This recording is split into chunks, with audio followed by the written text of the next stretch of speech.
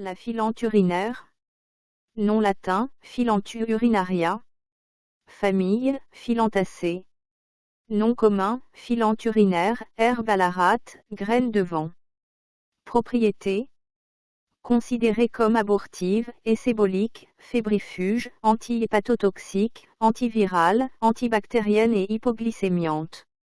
Des études ont suggéré des propriétés anticancéreuses, antidiabétiques, antioxydantes, antivirales, anti-inflammatoires, anti-angiogéniques, anti-télomérase. Parties utilisées. Plante entière, feuilles, tiges, racines, fruits. Distribution. Originaire des régions tropicales et subtropicales d'Asie, d'Afrique et d'Amérique du Sud, la Philanthus urinaria est largement répandue dans les zones humides et tempérées. On la trouve en Inde, en Chine, en Thaïlande, aux Philippines, en Australie, en Amérique latine et en Afrique de l'Ouest. Botanique.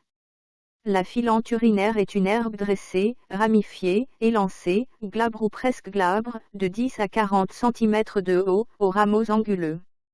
Les feuilles sont distiques, imbriquées, alternes, pâles dessous, sessiles, elliptiques oblongues à oblongues, fines, de 5 à 10 mm de long, obtuses ou apiculées, base légèrement oblique, stipules lancéolées.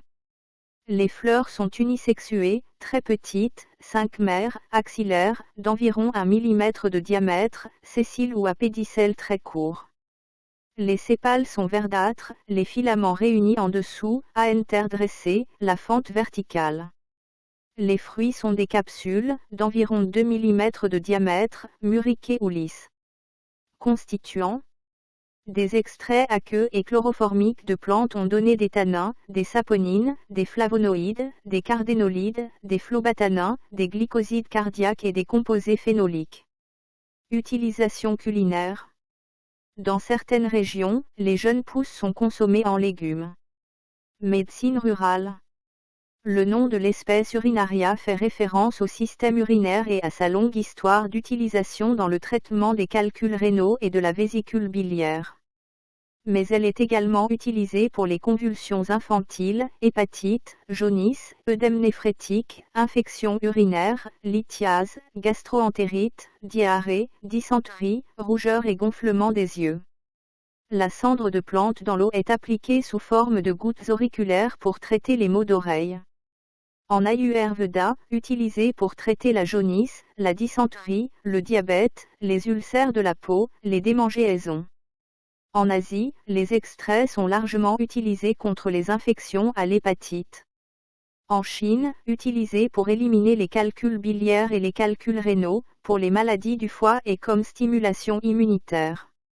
La plante est utilisée comme tonique amer et pour traiter les fièvres, y compris le paludisme. Les feuilles amères sont consommées pour traiter le hoquet et la toux.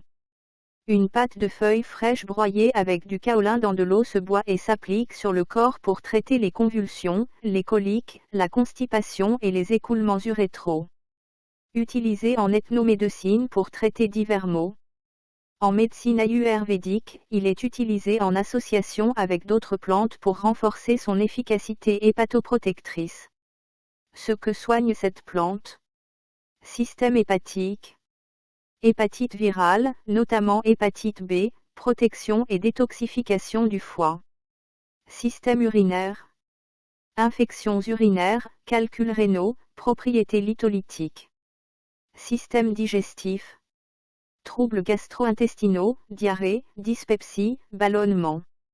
Système immunitaire. Renforcement général, effet antiviral, hépatite, grippe. Posologie. Utilisez 15 à 30 g de matière sèche ou 30 à 60 g de matière fraîche en décoction. Autres. La Philanthus urinaria est souvent confondue avec la Philanthus niruri, une espèce proche ayant des propriétés médicinales similaires. De nombreuses études scientifiques explorent son potentiel antiviral, notamment contre l'hépatite B et certains virus responsables de maladies respiratoires. Réputée pour ses propriétés régénératrices sur les sols dégradés. Dangers et précautions d'usage. Une consommation excessive peut entraîner une irritation gastrique légère. peut potentialiser les effets des anticoagulants et des traitements hypoglycémiants. La plante est abortive, déconseillée aux femmes enceintes.